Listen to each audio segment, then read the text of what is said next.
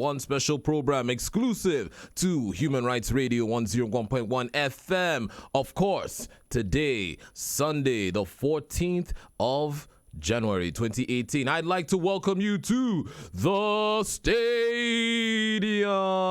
Yes, your 101.1 million capacity stadium, big enough to carry every sport under the surface of the sun, whether it be football, whether it be basketball, whether it be fencing, whether it be badminton, whether it be handball, tennis, dimbe, ludo, wato, tente, you name it. That's what we do here on the stadium. And of course, my name is Bucci, and of course, Mr. Floppy Hatman himself, the number one striker, the prolific one himself, Mr. Ted, is unavailably absent today.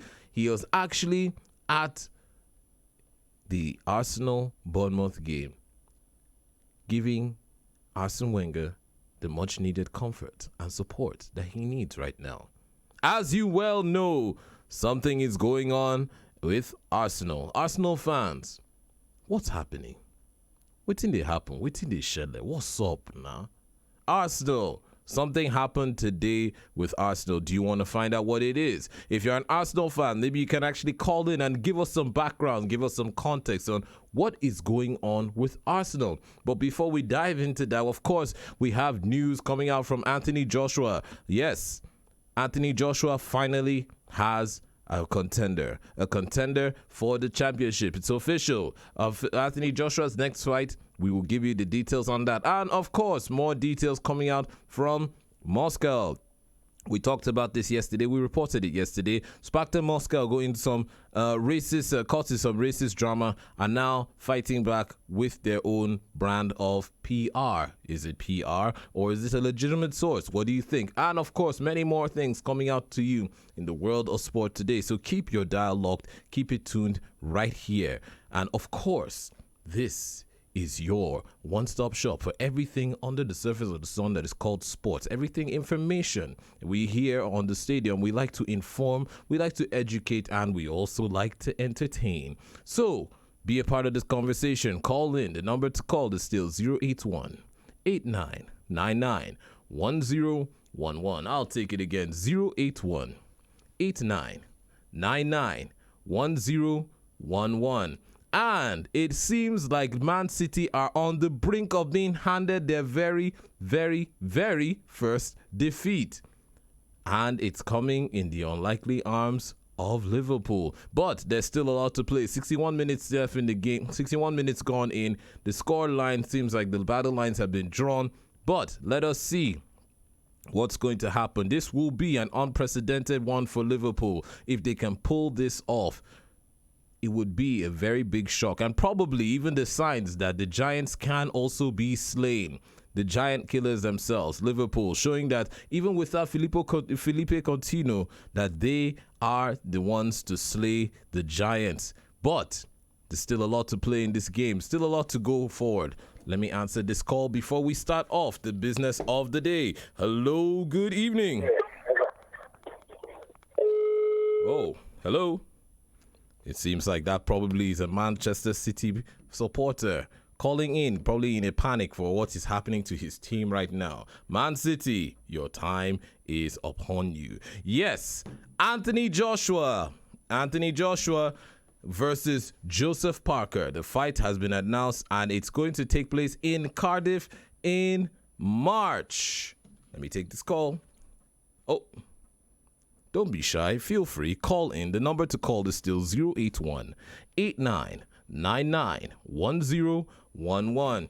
Britain's Anthony Joshua will meet up with Joseph Parker in the World Heavyweight Unification fight in Cardiff in March. Now, Joshua, 28, holds the IBF, the WBA belts, while the New Zealander Parker is the WBO champion. Now, Cardiff Principality Stadium, where Joshua successfully defended his title against Carlos Takam back in October, will host the bout. Now, according to Eddie Hearn, who is Joshua's promoter, he says, "I'm delighted to get this fight on the way. It's been a long time coming. It's the first time in history that two reigning heavyweight world champions have met in Britain." Now, Joshua, of course, added himself, "These fights aren't easy because there is a lot on the line. So respect to Team Parker for taking up the challenge. I'm looking forward to doing this. Training camp is underway, and before you know, 31st of March will be upon us. Now, of course, Parker's representative in the person of David Higgins arrived in the UK last week to finalize the deal. Talks had previously stalled over the purse or the split, the split and the compromise, which was reached upon, I think it was last month. We'll see. Of course, it's going to see that Parker, who is 25, will earn about 35% of the take, with Anthony Joshua getting the rest. Now, Parker is undefeated in his 24 professional fights, with 18 of those wins coming by knockout. Of course, Anthony Joshua is, Anthony Joshua is in, according to Parker. Parker says Anthony Joshua is in for a huge shock. A couple of months ago, I heard him say, "Why should I be worried about this little kid from New Zealand?" Well, now he's about to find out, and the world is about to find out whether AJ can really take a punch. Ooh, big words from Joshua's camp. Now, Joshua, of course, as we reported, became the IBF heavyweight champion by defeating Charles Martin at London's O2 Arena. That was back in April of 2016. And following the following April, that was April 2017, he added the WBA belt, beating, of course, Vladimir Klitschko, which, of course, he did this in front of 90,000 fans at Wembley Stadium. Now, whoever wins in March is certain to face the undefeated American Deontay Wilder, who holds the fourth belt in the heavyweight division. Of course, no boxer has held all four belts simultaneously, and AJ is aiming to be the first person to do that. Of course, Parker's camp have been pushing for the fight ever since Joshua defeated Takam last year. Of course, they staged a news conference in November featuring clips of Anthony Joshua being knocked down in his amateur days and offered £20,000 to anyone with footage of him being floored. Now, that, of course, prompted Joshua to hit back, saying he was being demonized by Parker's camp. But Higgins later told BBC Sports that Joshua was rattled by the gesture. Now, this has been going on back and forth between these two. Parker, who's going to fly to Las Vegas in 9 weeks for training, he told reporters that he played a big part in making the fight happen. He got angry and upset, according to Parker. AJ got angry and upset. Everything along the way helped. Now we can put that behind us and get to training. Of course, Parker says that Joshua, of course, him and Joshua have found common ground over the purse, adding that he respects AJ as the champion. He says there's no animosity between the two of them, and he says, of course, he's really relaxed. He's a calm person. I have respect for Joshua. You can't have a 20-0 record without not being good. But I think I can beat anyone in the world. I will not be here if I did not believe in myself. On unifying the division, Parker added, the world needs one champion, and that champion can only be me. What is your opinion? Do you think that this young man, Joseph Parker, has what it takes to slay the giant, to slay the beast, to bring down Anthony Joshua? Or is Anthony Joshua walking to his Waterloo in March? What are your opinions? Call in, give your thoughts, share your thoughts, and let us discuss this. Let us analyze this back and forth. I'm going to give you a deeper analysis of this competition, this boxing bout. Of course, the date which has been set, 31st of March 2018. Go to your calendars, put a big circle there, because history is going to be made. Anthony Joshua is going to see whether he can make history, or Joseph Parker is going to see whether he can be the next big name and wipe off the name and the legacy that is Anthony Joshua. What is your prediction? Do you think that Joseph Parker has what it takes to knock down Anthony Joshua, or is this just going to be another rollover for Anthony Joshua towards unifying the belts and going up against the American Deontay Wilder. Call in, share your thoughts. The number again is still 081 8999 1011. And it looks like Liverpool have put another goal past Manchester City. Wow. Can Liverpool, it looks like Liverpool is ending the dream. That dream that, well, of course, Man City boss has also been coming out to say in recent days that there's no way that he doesn't think that the team can maintain the record all through. But this will be a big dent in the shining armor that is Manchester City. Could this spell the end? Could this be the end of that winning run? Is this the time where now this is the turnaround point where things are going to change? What do you think? Hello, good evening. Hello. Looks like we lost that call. Number once again is still 081 8999 1011. We're going to take a short break, and when we come back, we're going to still dive into more things, more information, and more exciting things and exciting news coming out in the world of sports. This is, of course, the stadium. This is 101.1 FM. So keep your dial locked. My name is Bucci. We'll be back right after this short break.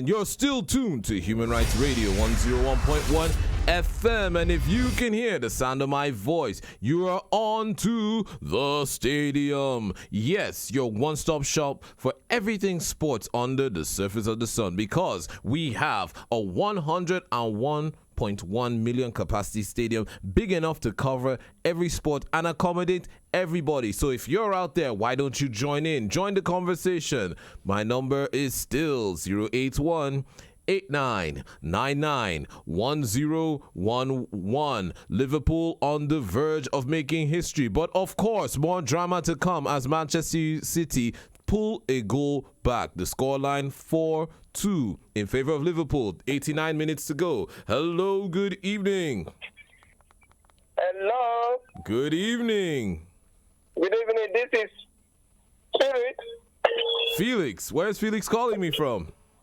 Felix, right now in Nyanya. I just moved to Nyanya right now. I'm working very, very seriously. In fact, you are entertaining me. All right. Thank you so much, Felix. Are you catching some of these games that are going on? Are you watching this Liverpool match right now? No. I was even trying to watch you live. The network was just doing anyhow. Oh, I'm so sorry. Let me just be in the biggest stadium. Well, you're welcome and you're in luck. It's 90 minutes in. There's still extra time to play, but the score line is Liverpool. Do you know, Yep, go ahead. Do you know why no one is calling since? Because everybody's glued to the game right now. In fact, the field is on fire. That's not the only thing. they have to wait for the firstborn of the human right to call. All right. That's how we roll. I was just cutting their call. I was just interrupting their call, you know? But that's not nice now. That's not nice. I have to confess, right? You know, as a big brother, you have to allow them, that's why, respect the elders. Okay, right now, allow them to call now. All right, then. Thank you so much. I wish Joseph to break the record. All right. Yes, truly, I want that guy to win the fight. So you don't think Parker has a chance against Joseph Parker? You said? You don't think Joseph Parker has a chance against Anthony Joshua then? It's Joseph that I'm supporting. Yes, Anthony Joshua, yes. Yeah, okay. That's who I'm supporting. Yes, they have what it takes. Okay. Right. All right, then. Thank you so much, my brother. I'm still straight blue to the station. Yes, so no exactly. Human right, no voice, no entertainment. No, of course. That's the way we roll. Thank you so much, my brother. Yes.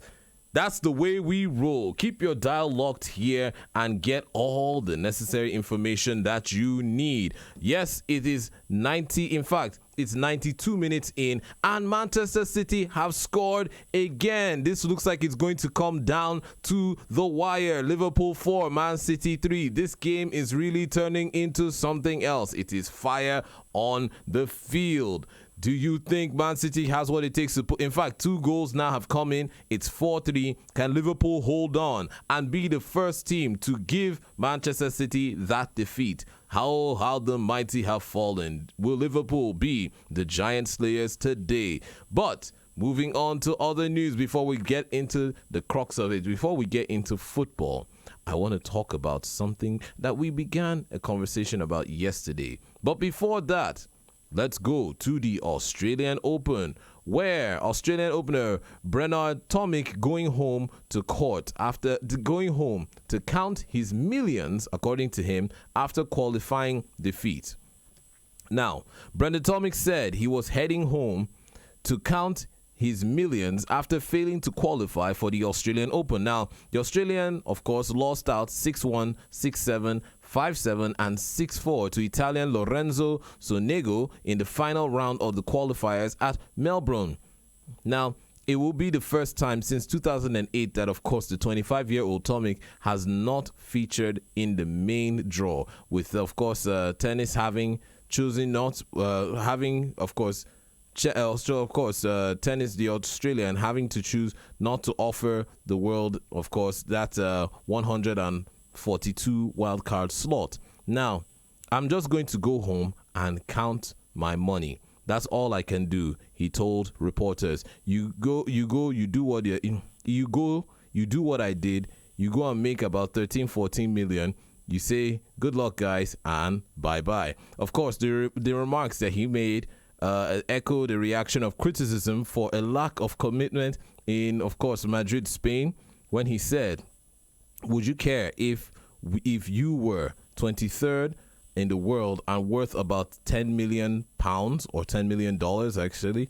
You wouldn't care. You just go home and count your money. So it doesn't matter whether you qualify or not. Now, of course, a two-time junior Grand Slam champion, Tomic became Australia's #1 and reached the Wimbledon quarterfinals as an 18-year-old and qualified, of course, in 2011. He reached the third round of last year's Australian Open, but of course failed to further his attempt. When his next rankings when the next rankings came along, and of course with the failure too. Now, local media, of course, have reported that he's considering taking part in the Australian version of a television show. I think it's called I'm a Celebrity and I Get It My Way, or something like that, some kind of a reality TV show that he seems to be more invested into these days. Now, this is, of course, not Tomic's first running with controversy. As we all know, he was fined about $15,000 as of last year's Wimbledon for saying that he was bored and feigning an injury during his defeat by, of course, Zverev. That's Germany, Zverev. It was the latest. I think it was the latest number in, of course, incidents going through his professional career, which, of course, began in 2008.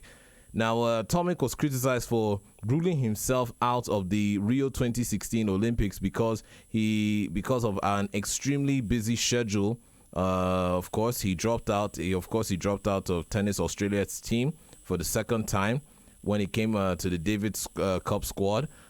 He was also left out of 2015 after accusing the governing body of abandoning him following his hip surgery in 2014, but has since returned to the team. Now, on further questions, further questions have been raised about his attitude when it's come down to, of course, the court and holding the racket and strings. When facing a match, of course, this actually came up in Madrid last year. Tomic's career has also been affected by off-court controversies, not just on-court controversies. In July 2015, he was charged with resisting arrest and trespassing by police in the United States after refusing to leave a hotel room. Of course, controversy seems to follow this young man anywhere. And now, of course, his father, John, was sentenced to 8 months in prison for assaulting his son's training partner before the 2013 Madrid Open.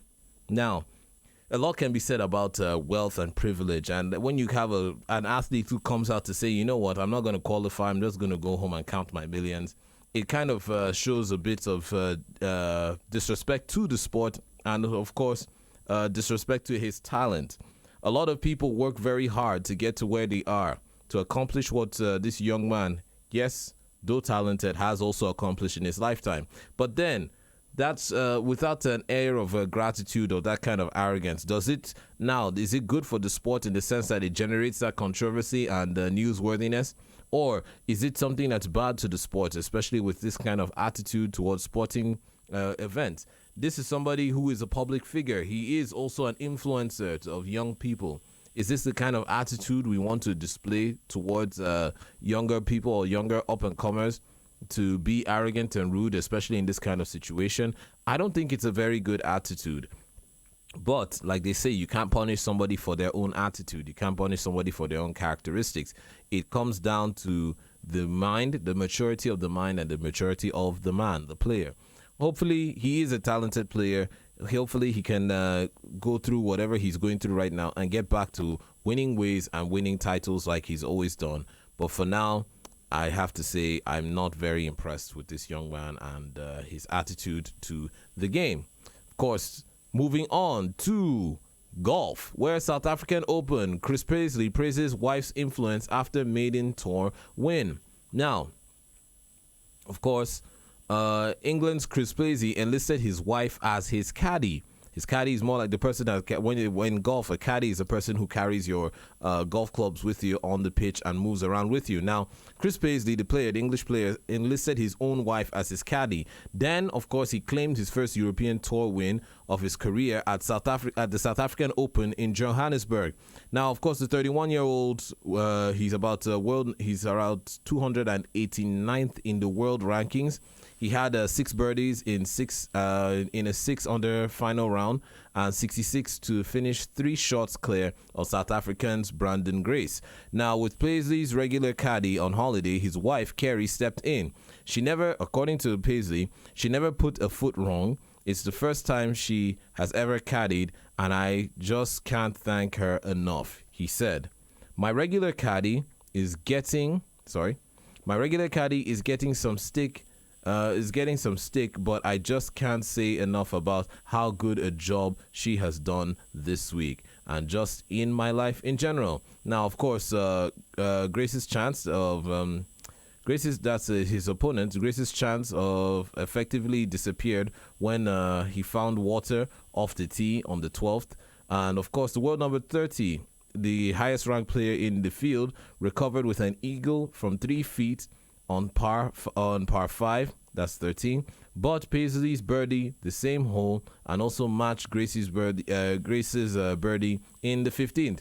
Now, Paisley's win will see him climb to a career high, ranking just outside the top 120s. Now, I just can't believe it, Paisley said. I played out of my skin. I didn't think I was capable of playing that well, to be honest, but I did, and all thanks and kudos goes to my phenomenal wife. Oh, that's such a cute story. Using his wife as his caddy, and now coming up to a career high and actually attributing that victory to his wife. Yes, this is still Human Rights Radio 101.1 FM. And it looks like things have wrapped up with the Liverpool-Man City match and Man City being handed their first defeat by Liverpool. This is an unprecedented thing. This is a very shocking, a big blow to Man City. Of course, one of the most entertaining and thrilling matches of the competition so far. What does this mean?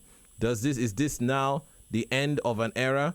With this win, Liverpool actually jumps to 3rd, leapfrogging over Chelsea. Of course, they share the same points. Manchester United, Liverpool, and Chelsea share the same points, but of course, Manchester United on goal difference have 29 goal difference, Liverpool 26, and Chelsea 25. What does this spell for the leaders? Is there a crack in the armor? Can Manchester City still take this league to the end? For a long time, this seemed like a one-legged race, but it seems like with this victory, there could be more doom on the horizon. What do you think? We're going to take a little break. When we come back, we're going to dive straight into all the action in football. We're going to go to Moscow and talk about this racist allegations with Sparta Moscow. And of course, we're going to highlight the EPL and other leagues around the world. Keep your dial locked. Do not go anywhere. We will be right back.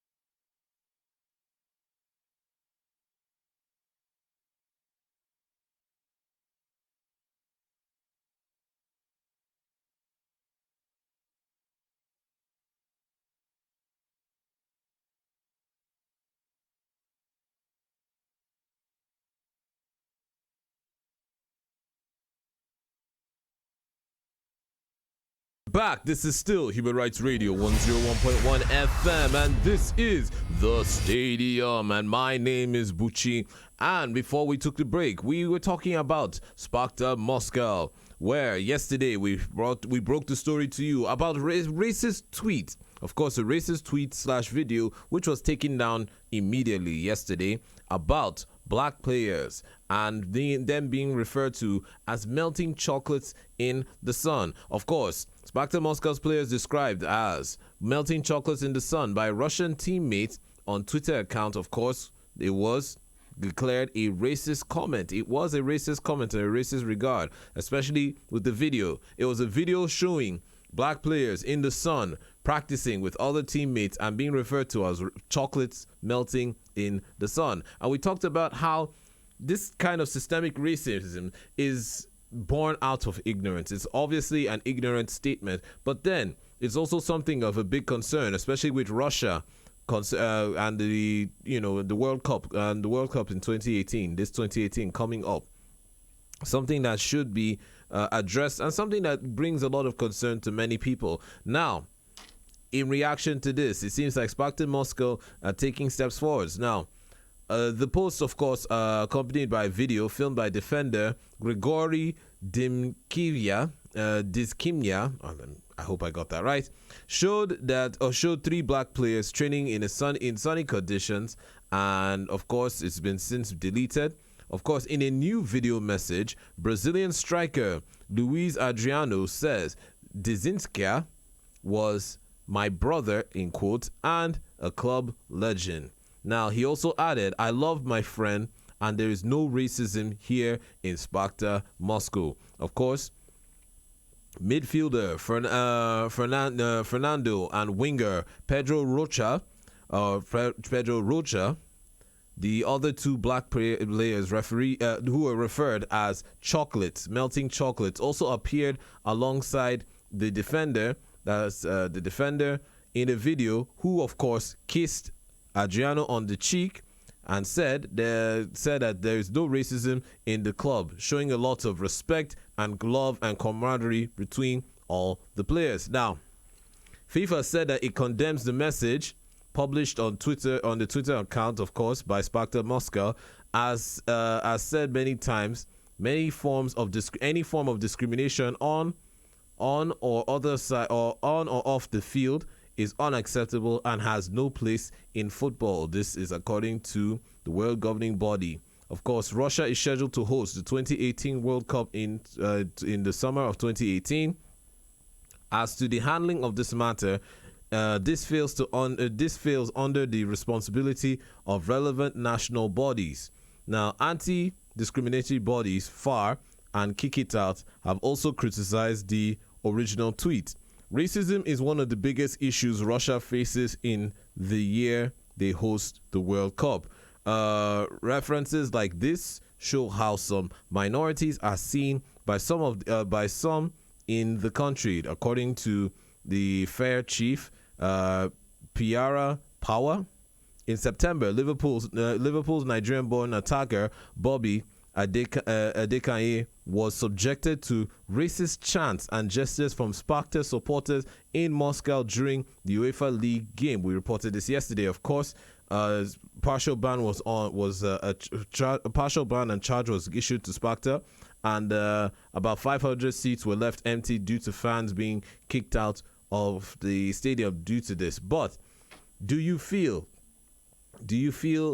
I don't know. Let me just speak from the heart here.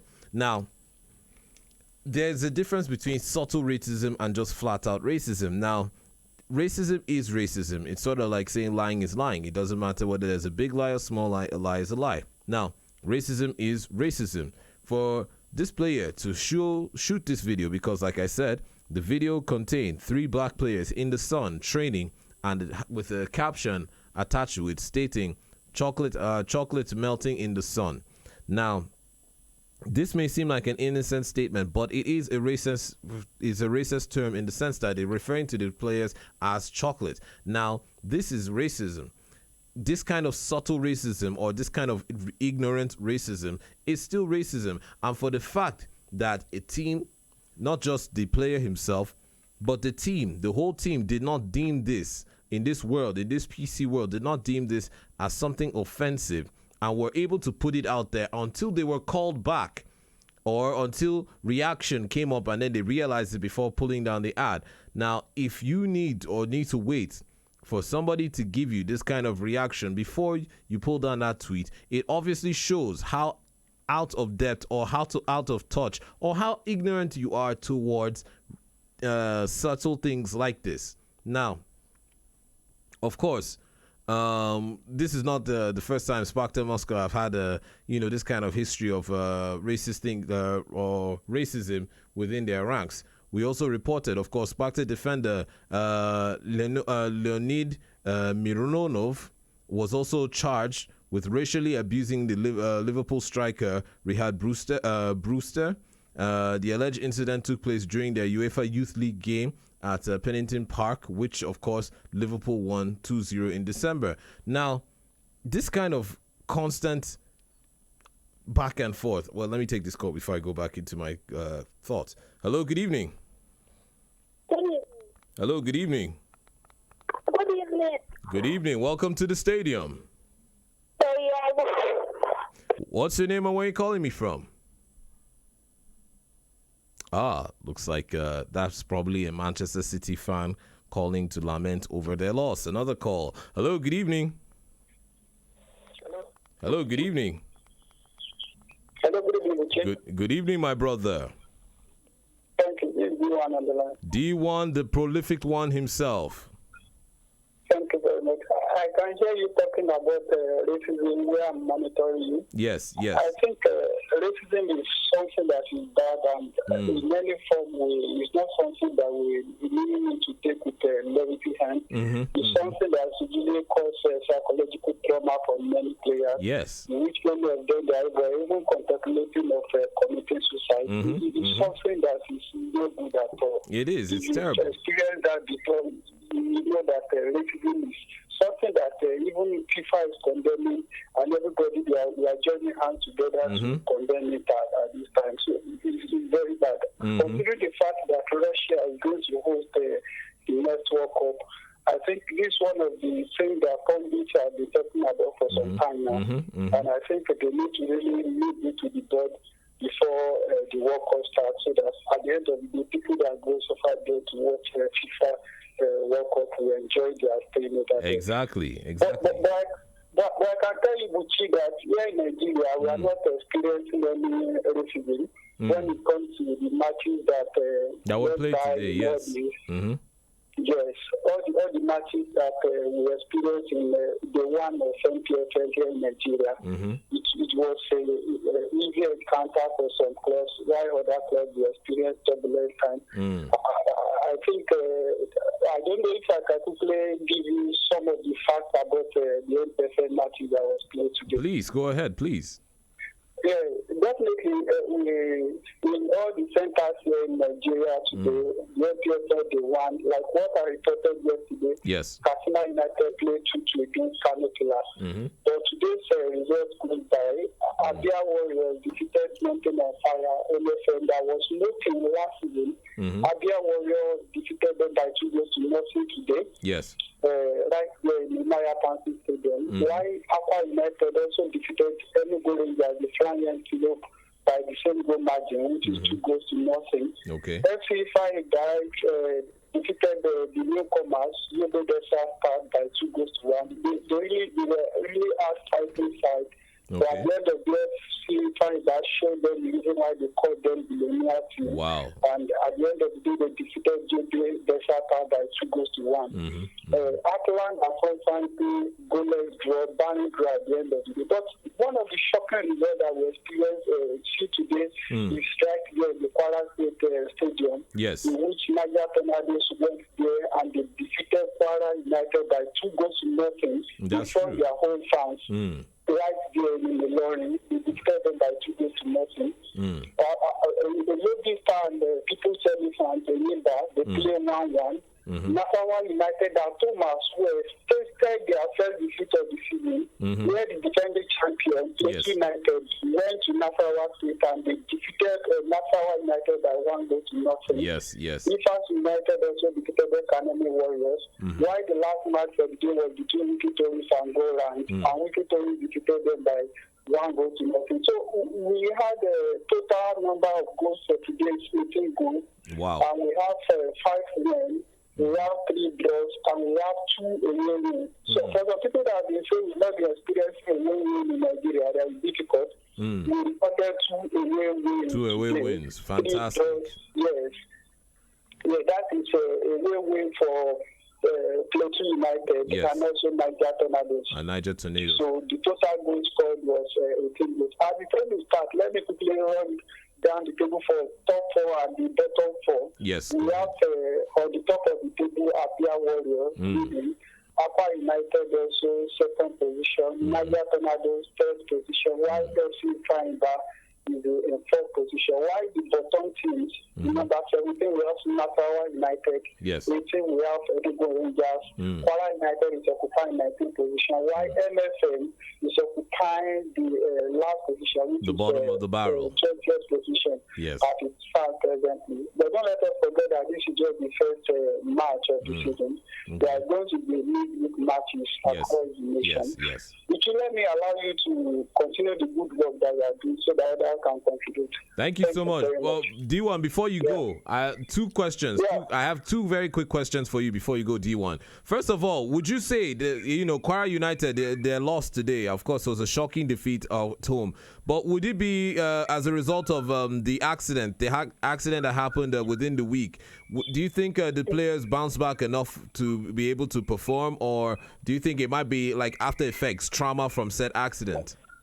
I think one of the things that Pondy they are saying presently is that there's no how psychological trauma will not be there. There's psychological trauma.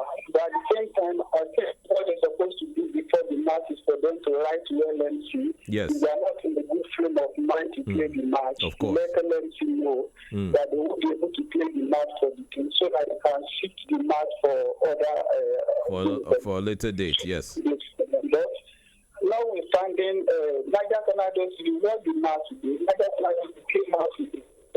Well executed. Despite the fact they delayed their coach and that helped them to secure the final spot. Okay. With the left Papa in their team call. They give them a disappointment and they appointed new coach. Despite that fact, they still went to Barra and I want to leave.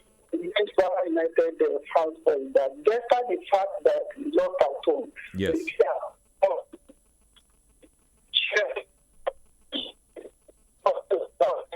Chanting of words over there, they still because they want good football. So I think it's part of what caused the loss of Kwara United. But majorly, I don't think because they have like 35 registered players. So I think if some are really injured, they should be able to follow that player like for them to come and execute the game plan. All well and good. The loss of them can win the next match away. All right. And before you go, D1, Liverpool giving Man City their first shock defeat. Do you still think Man City still has what it takes to take it all the way to the end? I remember your prediction. You said by March, at this rate, Man City would have it wrapped up. But it seems like Liverpool have slayed the giant today. Do you still feel or still confident that Manchester City has what it takes? Or is this just a crack in their armor? And maybe this is how the mighty will fall?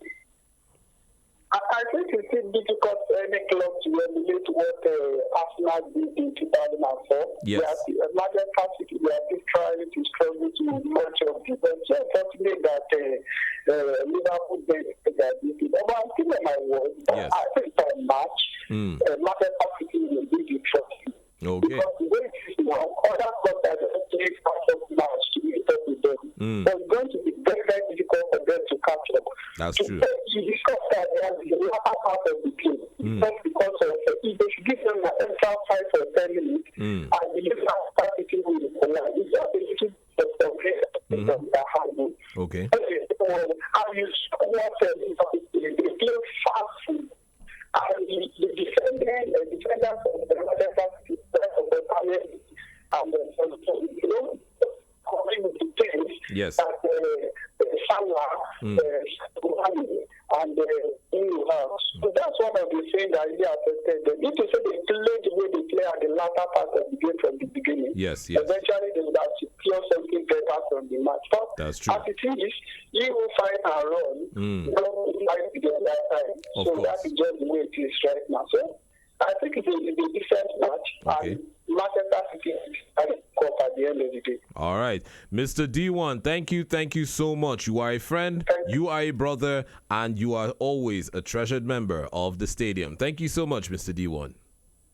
All right. That was D1, our prolific man on the field. He is a brilliant reporter, a sports analyst, and a gentleman all in all. A big salute to you, Mr. D1. Thank you so much for that update from the NPFL and also your thoughts on some of the sporting issues happening within the globe. Of course, this is still Human Rights Radio 101.1 FM, and this is the stadium, and the number to call is still 081 89 99 1011. I'll take it again, 081 89 99 1011. Of course, two very key matches in the EPL were played today, and both with very shocking results. Now, earlier in the day, of course, Arsenal faced off with AFC Bournemouth and lost 2-1.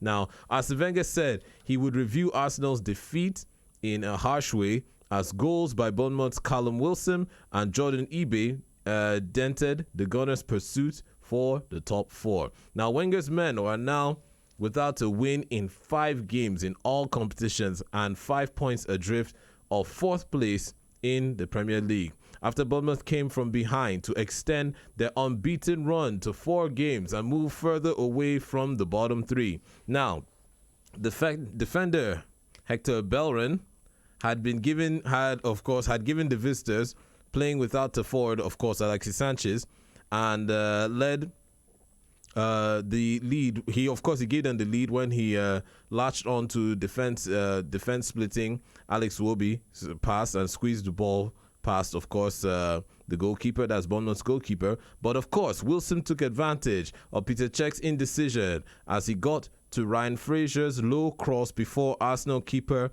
and poked it in past him. Now, the 25-year-old then turned provider, bringing down Lewis Cook's cross from the rifle one home. Now, were we 1-0 up and suddenly we lost 2 goals and we don't know where they came from, said Wenger. In fact, I need to do my best Wenger impression at this point in time. It is very frustrating overall. We have to look at it in a very objective and harsh way. We made mistakes we should not have made. The team that fights against relegation will fight, and you cannot afford any concentration mistakes. Of course, he went on to say 1-1 was not good enough for us. We had to win the game. I think if you look again at the second goal, we made many mistakes, and that is what we paid for. Now, of course, Eddie Howe's side savored the first ever Premier League victory over Arsenal at the 7th attempt. Now, at the 7th attempt, the victory moving them up to 13th place and 4 points away from the dagger. Now, of course, but for Wenger, who was completing his 3-game touchline ban for verbally abusing an official, it was further disappointment as speculation mounts that Sanchez's departure is imminent. Of course, a strong first half Gunners performance in which 20-year-old, of course, Maitland Niles rattled the crossbar, was undone in less than 5 minutes, and about the second half, of course, in the second half, it just fell apart for Arsenal. Arsenal were ahead and they lost out. What do you think? Do you think that Arsenal is reacting to Alexis Sanchez leaving the club? He may be leaving the club very soon. Of course, news outfits are indicating that Sanchez is on his way out of Arsenal. Could this be the thing that is affecting the team or giving them that blow or even pulling them down? Because right now, 5 games in all competitions, they've lost out. And, of course, they're just 4 points adrift from that 4th position to make it to play into Europe right now. They're even struggling to hold on where they are. Is this a good move for Arsenal? And, of course, it just seems like it's going from bad to worse to what's next for Arsenal right now. So what do you think? If you're an Arsenal fan, I want you to call in and give us your objective opinion and your objective thoughts on some of the action that is going on with your team. Of course, Alex has reported, Arsenal's forward Alexis Sanchez's future will be decided in the next 48 hours after he was left out of the team of the team's match today with their defeat at the hands of Bournemouth 2-1. Now, the 29-year-old is out of contract in the summer and has been linked with a January move to Manchester City. However, Manchester United have also been linked with the Chilean. I don't master the rhythm of it, but it could happen today, tomorrow, and that's all I have to say. According to Wenger, it will be decided in the next 48 hours. Arsenal fans, is this the way forward? Because speaking before the match, Wenger said he was being vague at the moment. The situation is not completely decided one way or the other, so I left him at home. When Wenger was asked if the decision was imminent, he replied, yes.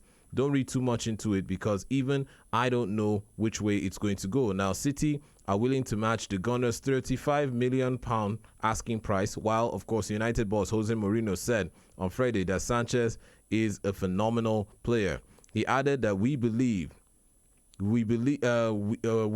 what we believe, there are some players in the football, if you have the chance to sign them in January, March, or July, you have to try and do everything that it takes. Of course, Sanchez has also been linked with a PSG move. So there are a lot of teams buzzing around Sanchez right now. But the question is, what is the way forward? If you were Sanchez, what would you do? Would you stay where you are? Would you stay? Would you be loyal to Arsenal? Or would you move to where the money is calling? Is it Paris? Do you think a move to Paris or even one of the Manchesters?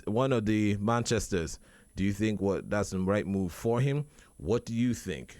And, of course, still on the subject of football, I want to go back to what we were talking about earlier. We were talking about racism. But you know what? Before that, let's talk about Liverpool. Liverpool. I'm a Chelsea man. If anybody knows Bucci, everybody knows that Bucci is a man behind a team, and that team is Chelsea. But my hat and kudos have to go to Liverpool because Manchester City's loss at the Premier League game for the first time this season to the hands of Liverpool as Liverpool edged a thrilling encounter with the league leaders at Anfield. Now, the Reds scored 3 minutes in a rousing. They scored 3 minutes. They scored 3 times in a rousing about 8-minute spell in the second half, and then they clung on after Manchester City scored twice in the last 6 minutes. Now, the host, playing for the first time since Coutinho's move, £142 million move to Barcelona, went in front, of course. They went in front in 9 minutes as, of course, Chamberlain drilled home just outside the penalty area. But, of course, Sané leveled just before halftime. The game turned back to Liverpool's way in the 59th minute as Firmino produced an exquisite chip over Henderson after outmuscling that's John Stones. 2 minutes later, Mane fired into the top corner, and then Mohamed Salah took advantage of the rare error from Henderson to lift the ball into the unguarded net from 40 yards away.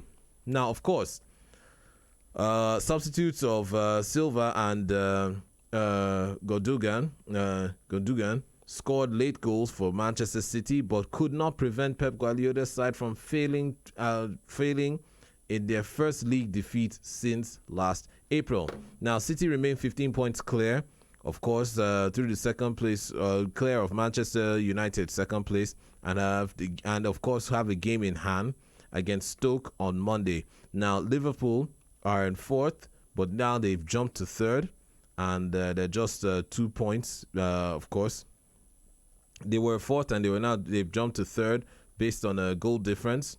They're now third, Chelsea coming in fourth, and of course Manchester United coming in second. So kudos to Liverpool to slaying the giant tonight.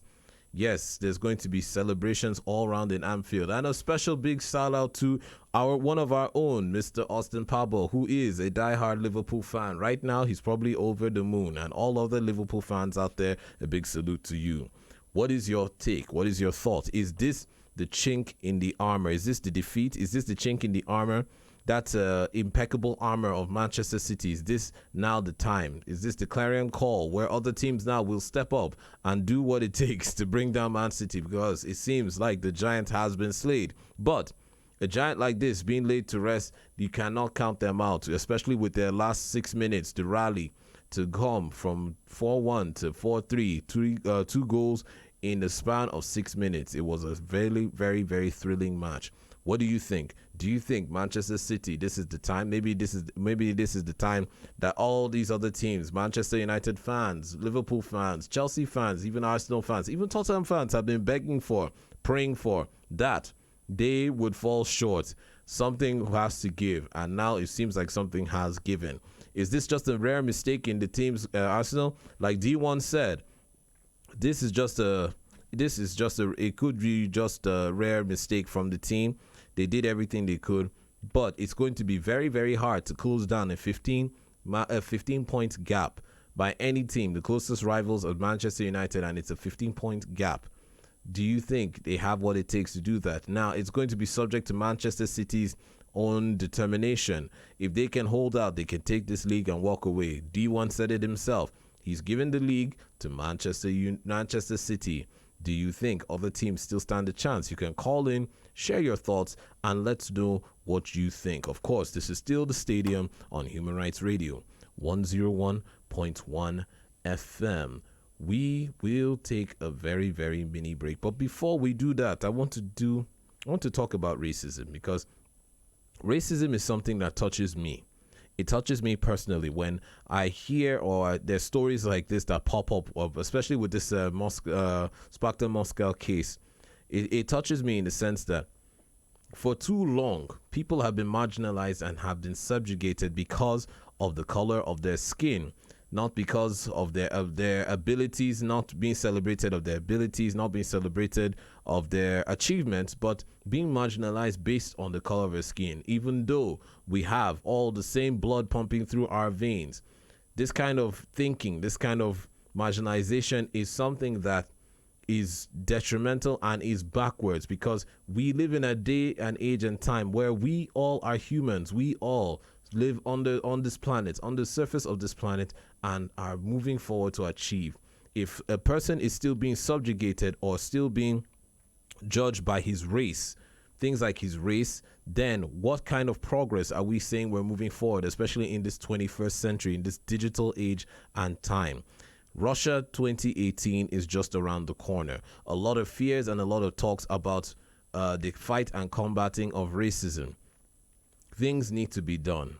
Now, Emil Heskey, if you all remember Emil Heskey, an ex-England striker who was also trying to throw in based on the Sparkton Mostel incident, was actually throwing his hat in the ring by giving a testament or giving his own account as a player back then. And he said, and I quote, "Racism was the norm in football during my time with the English team." Now, when you think of something like this, especially the kind of player Heskey was, I mean, he's an ex-English international. He's a legend in his right. He played for Chelsea. He played for a lot of teams back then. But then for you to come out, and now even Chelsea now, because according to the reports, Chelsea are now investigating claims of racism from the 90s against former coaches Graham Rix and Gwyn Williams, while Newcastle United have also joined the fray.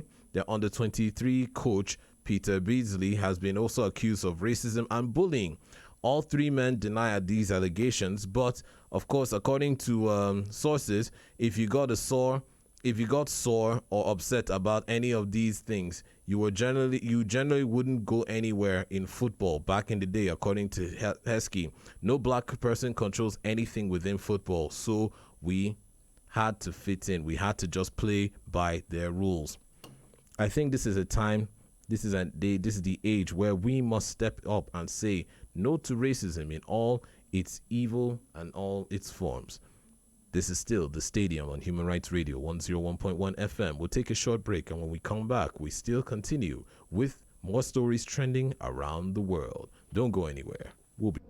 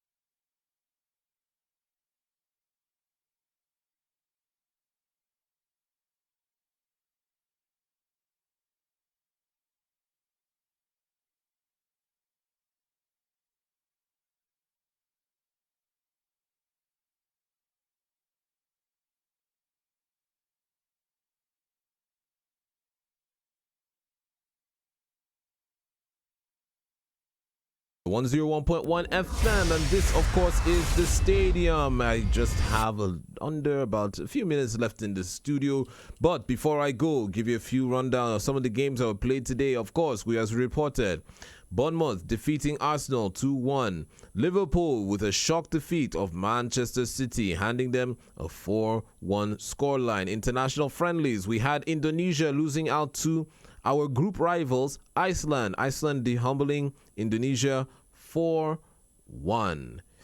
Ooh. Cold.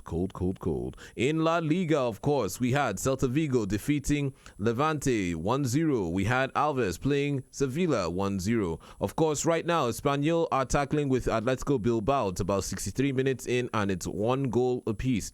And later on in the evening, we have Barcelona going up against Real Sociedad.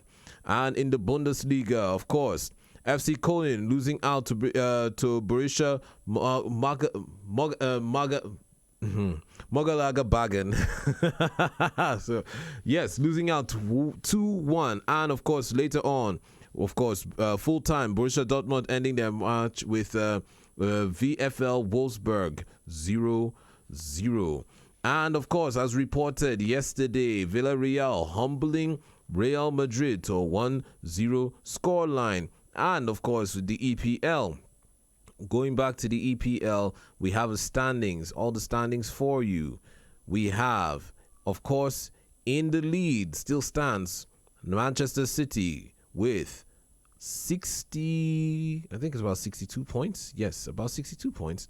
Yes, Manchester City still in the league with 62 points. Manchester United with a game in hand, 47 points, close behind. Liverpool with 47 points, jumping to the third, right over Chelsea. Chelsea with the same 47 points. Now, Tottenham Hotspur, 44 points. Arsenal, 39 points. Burnley, 34 points. And Leicester City, 31. Now, if we go down to the bottom, we have Southampton with 21 points. Stoke City, 20 points. West Brom with 19 points. And, of course, Swansea City cleaning up the bottom with 17 points. In the Serie A, we have Napoli with 51 points, Juventus 50 points, Inter Milan 42 points, Lazio 40 points, Roma 39 points, and of course Sampdoria with 30 points. And closing up the bottom, we have Spal 2013 15 points.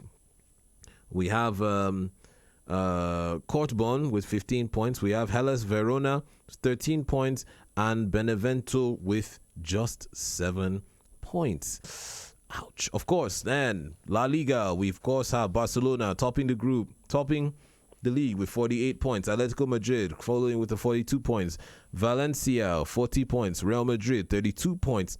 And Villarreal 31 points. Villa coming up at the 6th position with 29 points. And rounding off the bottom, we have Alves with 18 points, Deportivo La Coruña with 16 points, Malaga 11 points, and Las Palmas also languishing behind with 11 points. This has been the Stadium on Human Rights Radio 101.1 FM. I want to thank the production team for everything they've done, for streaming us live and making me look this good. You can actually catch us on our Facebook, on all our media, on our social media pages, Instagram, Twitter, Facebook, YouTube, Twitch, anything social media, we're out there. Just type in Human Rights Radio 101.1 FM. I also want to give a special shout out to D1, the prolific man on the street, with his concise and detailed analysis and report of the NPFL. That is a fantastic league. Our league is coming up, and that's a fantastic league that we must always support and we must always go and catch.